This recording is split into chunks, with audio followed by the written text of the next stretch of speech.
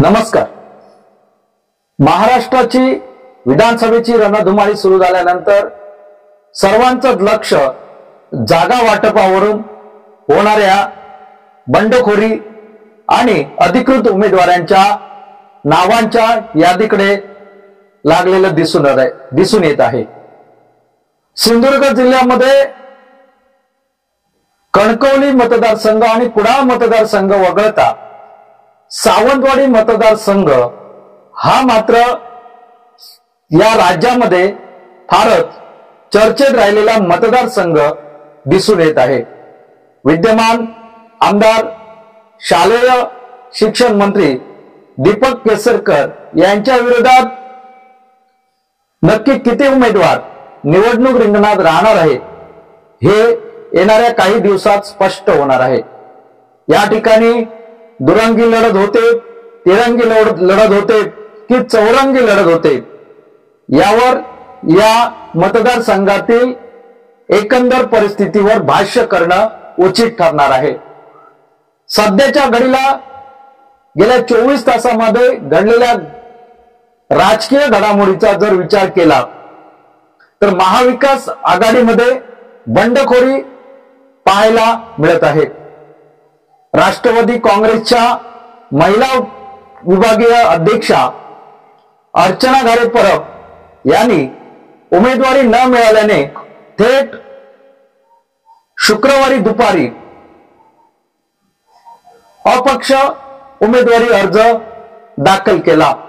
त्यामुळे महाविकास आघाडीमध्ये बिघाडी झाल्याची चर्चा राजकीय वर्तुळात आपल्याला पाहायला मिळत आहे। या ठिकाणी दीपक केसरकर यांच्या विरोधात सुरुवातीपासून रान उठवणारे माजी आमदार जे भाजपचे माजी जिल्हाध्यक्ष होते राजन तेली यांनी काही दिवसांपूर्वी उद्धव बाळासाहेब ठाकरेंच्या शिवसेनेमध्ये प्रवेश केला आणि त्यांना उमेदवारी शिवसेना उभाटाकडून जाहीर करण्यात आली। येत्या 29 तारीखला राजन तेली हे उमेदवारी अर्ज भरणार असल्याची राजकीय वर्तुळातून माहिती मिळत आहे। मात्र या ठिकाणी महाविकास आघाडीमध्ये बंड झाल्याने अर्चना घारे परब या निवडणूक रिंगणात राहतील की त्यांची मनधरणी करत त्यांना उमेदवारी अर्ज मागे घेण्यासाठी या ठिकाणी त्यांचं मन वळविण्यात महाविकास आघाडीचे नेते यशस्वी होत आहेत याकडे सर्वांच्या नजरा लागल्या आहेत। तीच परिस्थिती महायुतीमध्येही आपल्याला पाहायला मिळत आहे। भारतीय जनता पार्टी युवा मोर्चाचे प्रदेश उपाध्यक्ष असलेले विशाल परब हे येत्या 28 तारीखला उमेदवारी अर्ज दाखल करण्याची दाट शक्यता आहे। त्या दृष्टीने त्यांनी आपली मोर्चे बांधणीही सुरू केलेली या मतदारसंघात दिसून येत आहे। त्यामुळे महायुतीतही काही बिनसतंय की काय याबाबतही उलटसुलट चर्चा या मतदारसंघात आपल्याला पाहायला मिळत आहे। दरम्यान यावरच मंत्री दीपक केसरकर यांनी भाष्य करत विशाल परब यांची समजूत वरिष्ठ पातळीवरून भाजपचे नेते काढतील असा विश्वास व्यक्त केला होता। दरम्यान सावंतवाडी मतदारसंघाचा विचार केल्यास जी निवडणूक केसरकरांना फार मोठी जड वाटत होती, निलेश राणे यांच्या शिवसेना प्रवेशामुळे दीपक केसरकर यांचं पारडं सध्या या मतदारसंघात जड वाटत आहे।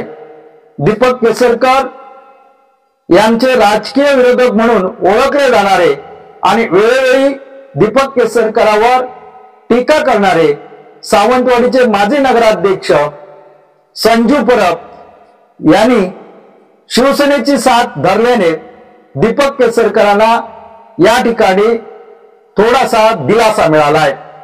संजू परब यांच्या मागे कट्टर राणे समर्थक अशी ही बिरुदावली लागलेली आहे।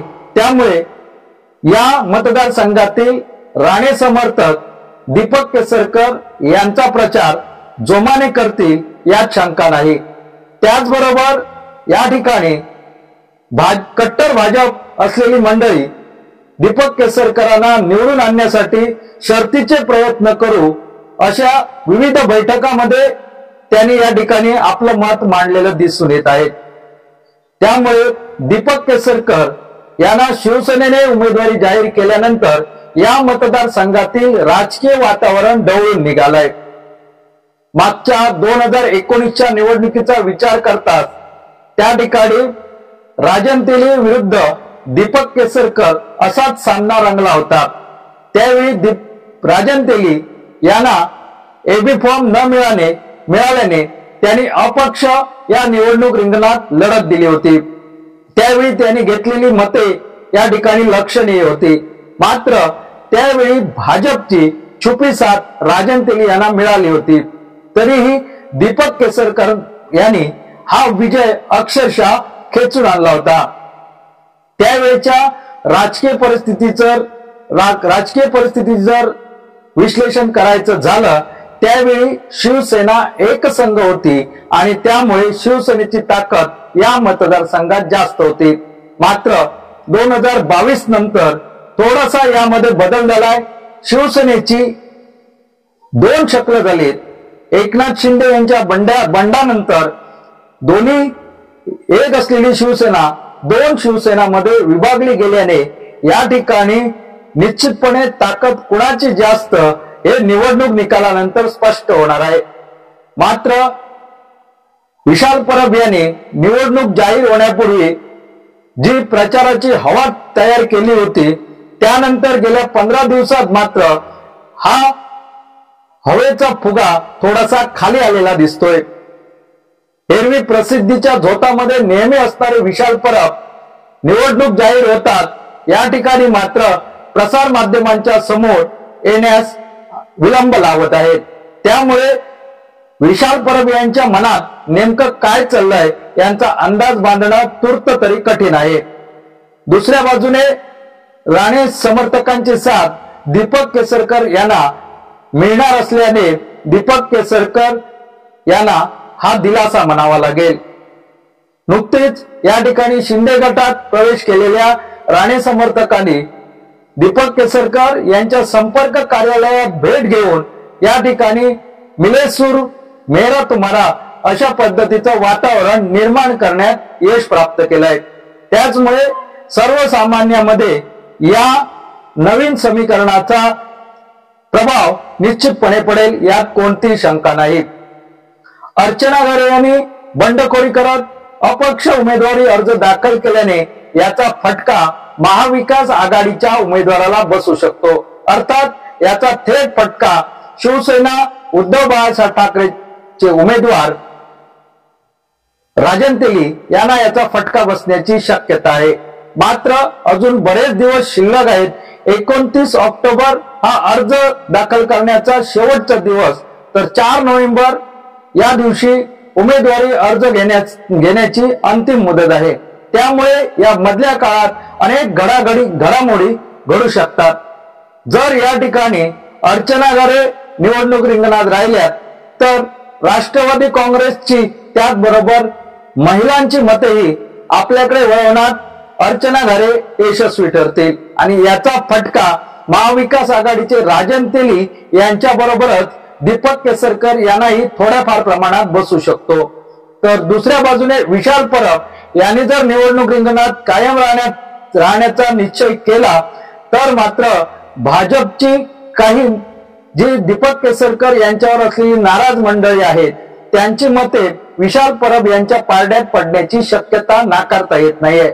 मात्र दीपक केसरकर सलग 3 वेळा या मतदारसंघातून निवडून आलेत। त्यामुळे या निवडणुकीमध्ये मतदारसंघाची नस दीपक केसरकर यांनी मागच्या 3 निवडणुकीत ओळखली असल्याने सर्वसामान्य मतदारांपर्यंत पोहोचण्याचे अनेक प्रयत्न त्यांच्याकडे उपलब्ध आहेत। त्याचबरोबर दीपक केसरकर यांची जी पदाधिकाऱ्यांची फळी आहे ती फळी या ठिकाणी जोमाने काम करताना दिसत आहे। महिला आघाडी या ठिकाणी अतिशय जोमाने प्रत्येक गावागावात जाऊन दीपक केसरकरांचा प्रचार करताना या ठिकाणी दिसत आहेत। त्याचबरोबर नुकताच शिंदे शिवसेना युवा सेनेचा संवाद मेळावा या ठिकाणी पार पडला। त्या संवाद मेळाव्यामध्ये मोठ्या प्रमाणात युवकांचा सहभाग आपल्याला पाहायला मिळाला। त्यामुळे युवा सेनेनेही दीपक केसरकर यांच्या प्रचारासाठी कंबर कसलेली दिसून येत आहेत। एकूणच सावंतवाडी मतदारसंघात ही निवडणूक या ठिकाणी राजन तेली दीपक केसरकर यांना प्रतिष्ठेचे आहेच, मात्र त्याचबरोबर उद्धव बाळासाहेब ठाकरे शिवसेना आणि एकनाथ शिंदे यांची शिवसेना यांच्या अस्तित्वाची लढाई असं म्हटलं तर वावगं ठरणार नाहीये। तर दुसऱ्या बाजूने अर्चना घारे परब या ज्या निवडणूक रिंगणात कायम राहिल्या तर निश्चितपणे या ठिकाणी असलेली राष्ट्रवादीची ताकद आपल्याला मतदानातून निश्चितच दिसून येईल। 2 दिवसापूर्वी काँग्रेसने या ठिकाणी विलास गावडे यांना उमेदवारी मिळावी अशा पद्धतीची वक्तव्य या ठिकाणी केलं होतं, मात्र अवघ्या काही तासातच राजन तेली यांनी काँग्रेसच्या स्थानिक नेत्यांची भेट घेत त्यांचं मन वळवण्यात यश प्राप्त केलंय। त्याचमुळे काँग्रेसने राजन तेली यांना जाहीर पाठिंबा दर्शवलाय। मात्र काही प्रमाणात काँग्रेसमध्येही नाराजी आपल्याला दिसून येत आहे। काँग्रेसमध्ये 2 गट आपल्याला या सावंतवाडी मतदारसंघात दिसून येत आहेत। त्यामुळे एका गटाने जर या ठिकाणी राजन तेली यांना साथ देण्याचा प्रयत्न केला तर दुसरा गट निश्चित कोणती भूमिका घेईल याबाबतही चर्चा घडताना दिसत आहे। एकूणच महायुती असो महाविकास आघाडी असो या ठिकाणी बंडखोरीचे ग्रहण दोन्ही पक्षाला लागलंय एवढं मात्र निश्चित। दीपक केसरकर सलग 4थ्यांदा निवडून येत आहेत की दुसऱ्या बाजूने सलग 2 पराभवानंतर या ठिकाणी राजन तेली विजय प्राप्त करतायत की या अर्चना घारे परब की सावंतवाडी मतदारसंघामध्ये पहिल्यांदाच अपक्ष म्हणून निवडून येत आहेत या ठिकाणी पाहणं गरजेचं ठरेल। सावंतवाडी मतदारसंघात अद्यापपर्यंत कोणत्याही महिलेला अधिकृत उमेदवारी मिळालेली नव्हती। शिवसेनेच्या वर्षा पालव यांच्या व्यतिरिक्त अद्याप तरी या ठिकाणी शिवसेनेकडून किंवा अन्य पक्षाकडून कोणत्याही महिला उमेदवाराने उमेदवारी अर्ज दाखल केला नव्हता।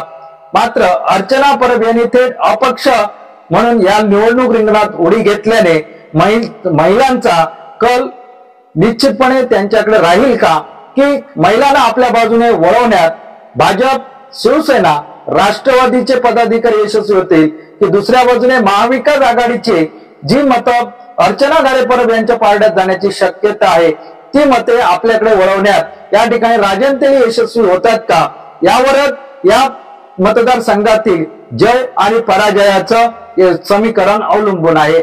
एकूणच आता या मतदारसंघातील राजकीय वातावरण तापू लागले। येणाऱ्या 8-10 दिवसात या मतदारसंघातील निवडणुकीचं चित्र स्पष्ट होणार आहे आणि त्यानंतर या निवडणूक प्रचाराला खऱ्या अर्थाने सुरुवात होणार आहे। दीपक केसरकर यांच्या विरोधात राजन तेली हे आक्रमक होऊन टीका करताना दिसत आहेत, मात्र सध्या दीपक केसरकर यांच्या जोडीला त्यांच्या पक्षात प्रवेश केलेले संजू परब हे आक्रमक वृत्तीचे युवा नेते असल्याने या राजन तेली यांनी केलेल्या टीकेला संजू परब कशा पद्धतीने उत्तर देणार याकडेही सर्वांचं लक्ष लागलंय। संजू परब हे आक्रमक नेतृत्व म्हणून ओळखलं जातं कारण समोरच्या व्यक्तीला अंगावर आल्यानंतर शिंगावर येण्याची ताकद आम्ही अनेक वेळा त्यांची बघितली। त्यामुळे या मतदारसंघात एकमेकावर आरोप प्रत्यारोपांच्या फैरी झडतील यामध्ये तीळ मात्रही शंका नाही। एकूणच 20 ऑक्टोबरला या ठिकाणी मतदान होणार आहे आणि 20 नोव्हेंबरला या ठिकाणी मतदान होणार आहे आणि 23 नोव्हेंबरला या ठिकाणी मतमोजणी होणार आहे। तत्पूर्वी मिळणारे 20-22 दिवस हे प्रचारासाठी महायुती आणि महाविकास आघाडी त्याचबरोबर अपक्ष उमेदवारांना पुरेसे ठरतील का हे पाहणं गरजेचं ठरणार आहे। एकूणच साऱ्यांच्या नजरा या 3 मतदारसंघातील सावंतवाडी मतदारसंघाकडे लागल्यात एवढं मात्र निश्चित। तुर्तास सध्याच्या घडीला या मतदारसंघात दीपक केसरकर यांचं पारडं जड आहे.